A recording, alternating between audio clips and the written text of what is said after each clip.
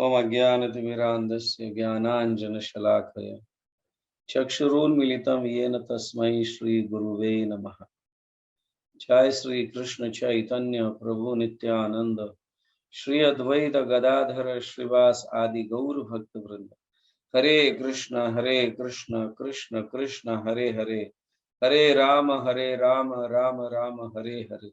हरे कृष्ण कृष्ण कृष्ण हरे हरे, हरे राम राम राम हरे हरे।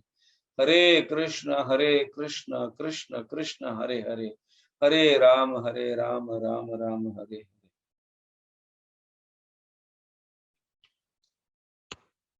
सभी भक्तों का स्वागत है।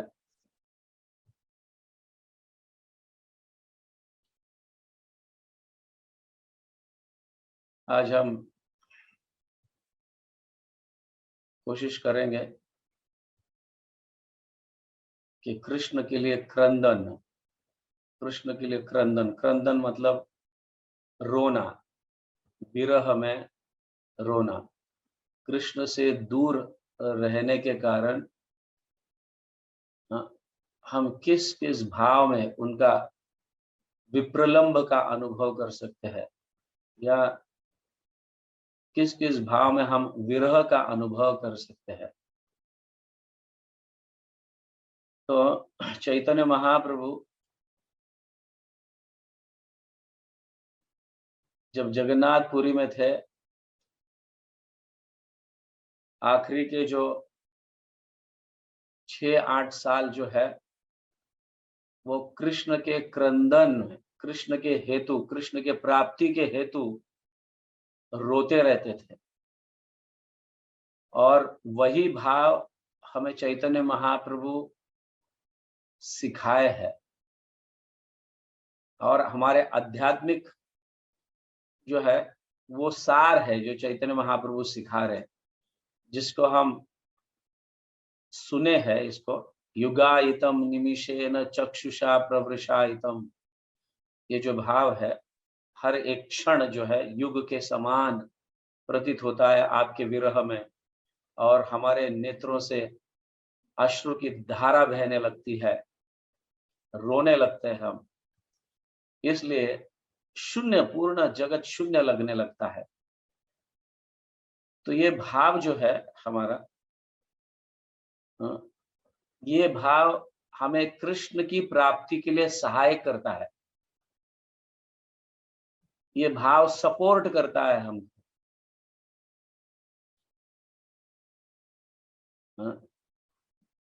और ये भाव प्राप्त होना अत्यंत महत्वपूर्ण है, और ये भक्ति का सार है इस भौतिक जगत में। तो यहां बताया गया है कि व्यक्ति जब कृष्ण के विरह में या विरह की भावना में अधिक से अधिक गहराई पहुंच जाता है, अधिक से अधिक गहराई तक पहुंच जाता है, तो वही भक्त कृष्ण के प्राप्ति करने की योग्यता प्राप्त करता है, या कृष्ण से मिलने की योग्यता प्राप्त करता है।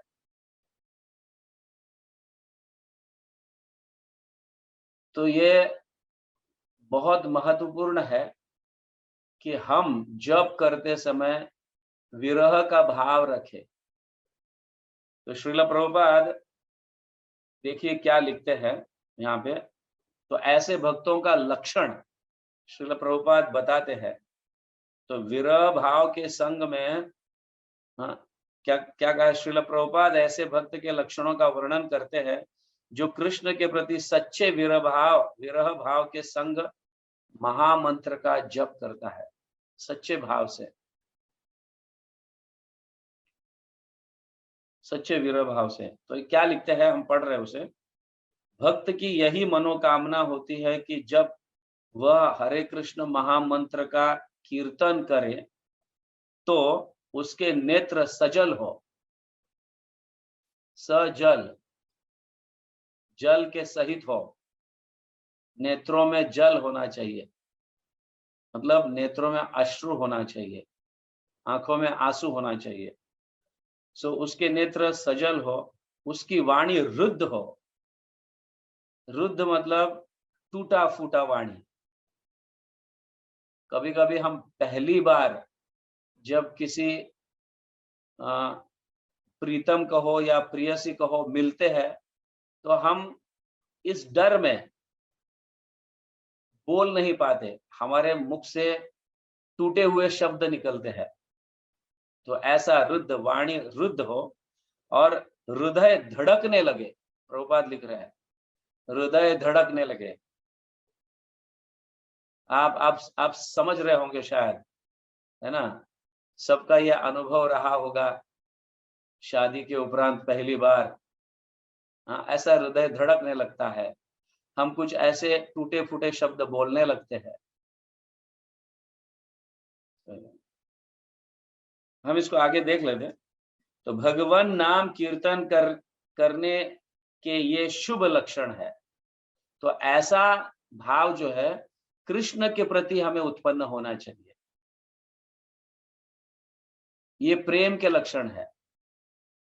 तो यहाँ प्रभुपाद लिखते हैं, तो उसके नेत्र सजल हो, उसकी वाणी रुद्ध हो जाए और उसका हृदय धड़कने लगे। भगवान नाम कीर्तन करने के ये शुभ लक्षण है। भाव दशा में मनुष्य को गोविंद की उपस्थिति के बिना सारा जगत शून्य लगना चाहिए। यह गोविंद के विरह का लक्षण है। भौतिक जीवन में हम सभी गोविंद से विलग रहकर भौतिक इंद्रिय तृप्ति में लीन रहते हैं। अब तो हम भगवान से विलग है क्या नहीं, भगवान से अलग है क्या नहीं, भगवान से दूर है क्या नहीं? हाँ, किस लिए दूर है? क्योंकि हम अपने इंद्रिय तृप्ति करना चाहते हैं, अपने इंद्रियों को सुख देना चाहते हैं, कृष्ण के इंद्रियों को नहीं, अपने इंद्रियों को सुख देना चाहते हैं। इसलिए आध्यात्मिक स्तर पर जब मनुष्य को होश आ जाता है, जब आध्यात्मिक जीवन को अपनाने के उपरांत जब हमें होश आने लगता है कि इंद्र तृप्ति के कारण ही मैं इतना दुख भोग रहा हूं, कृष्ण के इंद्रियों को सुख दिए बिना अपने इंद्रियों के सुख का प्राप्ति करने हेतु मैं इतना दुख भोगा हूं। तो अब आध्यात्मिक जीवन को अपनाने के बाद ये स्तर तक पहुंच जाते हैं, नहीं, हम अभी कृष्ण के इंद्रियों को सुख देना चाहिए।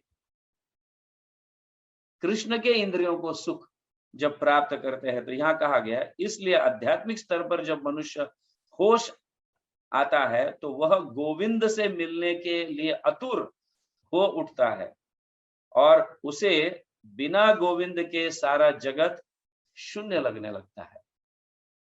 यहाँ प्रभुपाद चैतन्य चरितामृत के 7वें अध्याय, आदि लीला के 7वें अध्याय में इस तरह से लिखते हैं।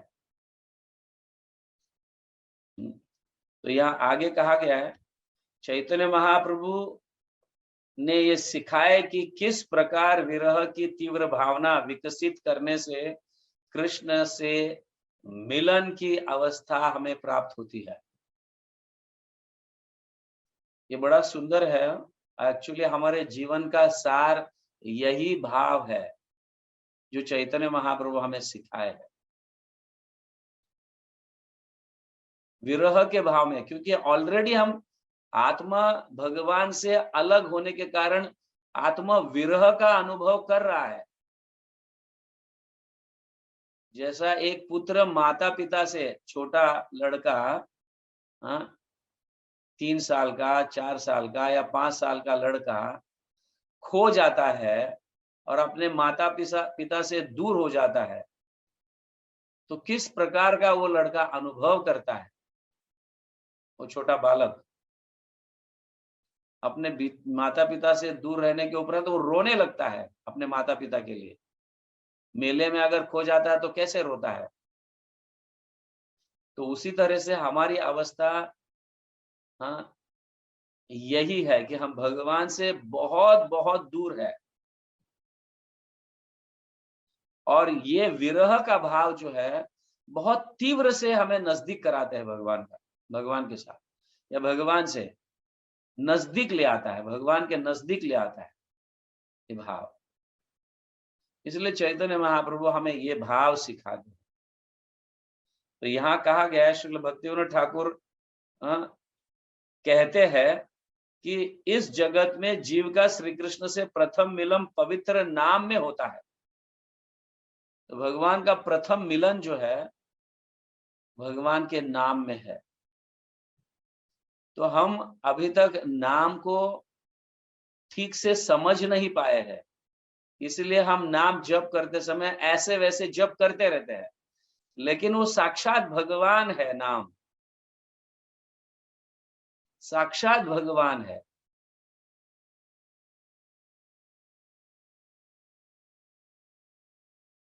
तो ये भगवान से प्रथम मिलन जो है, पहली बार हमारा मिलना जो है, क्योंकि भौतिक जगत में अनादिकाल से हम भगवान से अलग हुए हैं, वियोग है। तो भगवान अपनी असीम कृपा से अपनी शक्ति पूरे नाम में डालकर हमसे मिलाते हैं, हमसे मिलते हैं। तो नाम को बहुत ध्यानपूर्वक जप करना चाहिए। और नाम और ये विरह भाव, कृष्ण के साक्षात दर्शन के लिए ये जो विरह भाव, नाम अति सुख और शक्ति प्रदान करता है। ये दोनों का मिलन जो है, नाम का जप और विरह का भाव, ये दोनों जो है भगवान से मिलाता है हमें। तो हमारा ये दोनों जो है बहुत सावधानी पूर्वक हमें ये दोनों को इकट्ठा रखना चाहिए। मतलब नाम मुख से उच्चारण करना और मन में वो भाव रखना कि भगवान की प्राप्ति कब हमें होगी, भगवान के दर्शन कब होंगे। तो पूर्ण पुरुषोत्तम श्री कृष्ण जो प्रभुपाद ने जो लिखे हैं, कृष्ण का ग्रंथ लिखे हैं दशम अध्याय को लेकर, तो वहां पे उस 34वें अध्याय में 34th चैप्टर में प्रभुपाद समझाते हैं कि प्रत्येक गुरु को ये सिखाना चाहिए अपने शिष्यों को। हर एक गुरु अपने शिष्य को ये सिखाना चाहिए। क्या सिखाना चाहिए? प्रभुपाद कहते हैं कि उन्हें कृष्ण की सेवा में लगाओ। कृष्ण की सेवा में जब लग जाता है और करते करते ये सेवा करते करते एक स्तर पर पहुंच जाता है, वहां पे अति विरह का भाव का अनुभव करता है वो भक्त। और ये विरह का भाव सिर्फ सेवा माध्यम से ही आ सकता है। यहाँ प्रभुपाद लिखते हैं, समझ गए ना? श्रील प्रभुपाद कहते हैं कि एक गुरु को अपने शिष्य को सिखाना चाहिए कि वे किस प्रकार श्री कृष्ण की सेवा में लगे रहते हुए उनसे अविरत विरह का अनुभव करें। यह भक्ति का उच्चतम स्तर है। और कहते हैं कृष्ण भावनामृत की यह पराकाष्ठा है। International society for Krishna consciousness हमें इस्कॉन जो सिखा रहा है, ये भाव को सिखा रहा है, और ये भाव पराकाष्ठा है। पराकाष्ठा मतलब इसके आगे दूसरा कुछ नहीं है। अब समझ रहे हैं? तो यहाँ ये कहा गया है कि विरह भाव का उद्गम जो है आध्यात्मिक जगत में होता है। उसकी शुरुआत जो है आध्यात्मिक जगत में होती है। और वो देखो किस तरह से, राधा श्याम सुंदर या राधा कृष्ण कहो, राधा गोविंद कहो, हाँ, ये विप्रलंब भाव के 4 स्थितियां है, विभिन्न स्थितियां, 4 प्रकार के विभिन्न स्थितियां विप्रलंब भाव के, जो कृष्ण स्वयं राधा और गोपियों के साथ आस्वादन करते हैं। चैतन्य चरितामृत के मध्य लीला के 23वें अध्याय में विप्रलंब चतुर्विधा, विप्रलंब भाव 4 प्रकार का है। पूर्वराग, मान, प्रवासाख्य आर प्रेम वैचित्य आख्यान। कौन से 4 प्रकार का है? पूर्वराग, मान,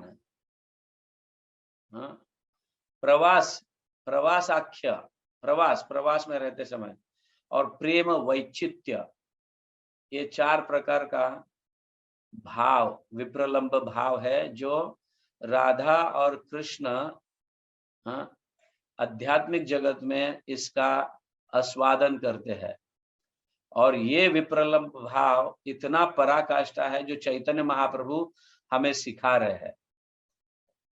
इसका डिटेल्स जो है हम आने वाले सत्रों में इसकी चर्चा करेंगे, एक एक भाव किस प्रकार का होता है, जिसके कारण हम जप करते समय इस भाव को ध्यान पूर्वक धारण करें,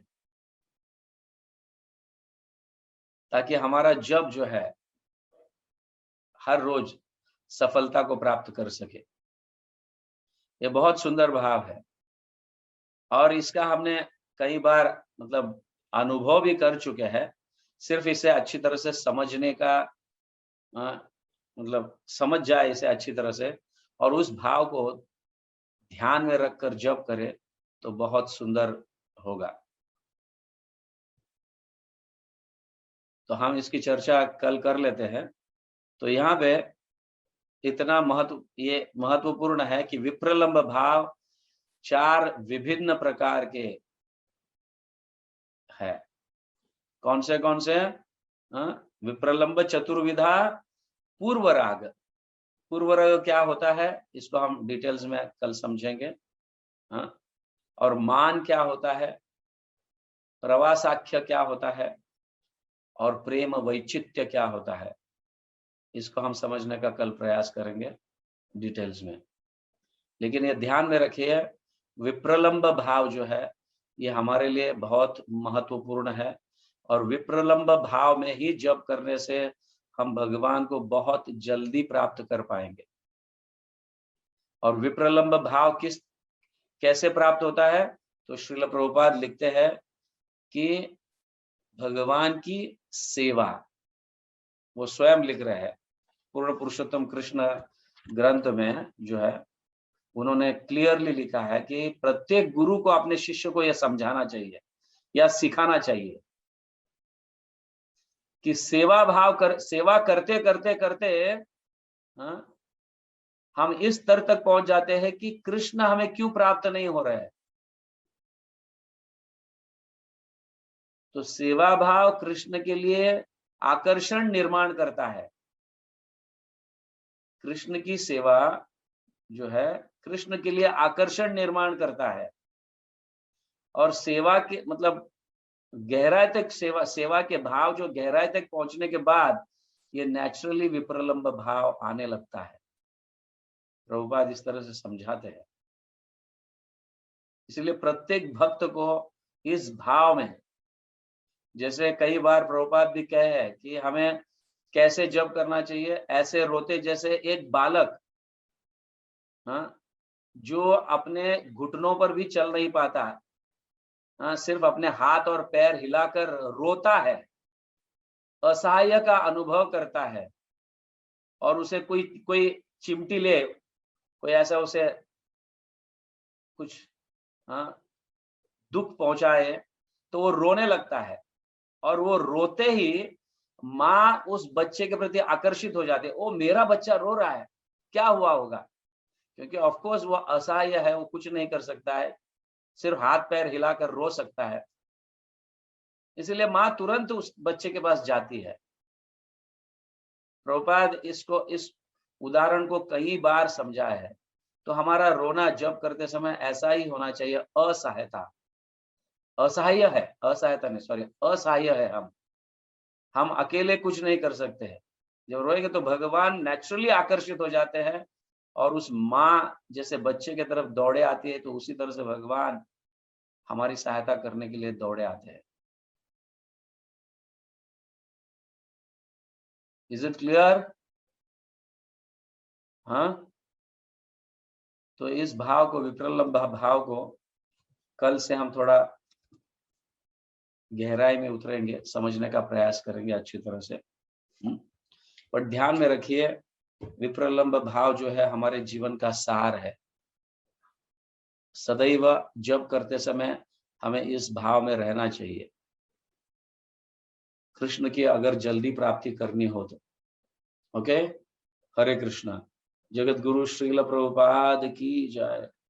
हरिनाम संकीर्तन की जय। गौर प्रेमानंद। हरि हरि।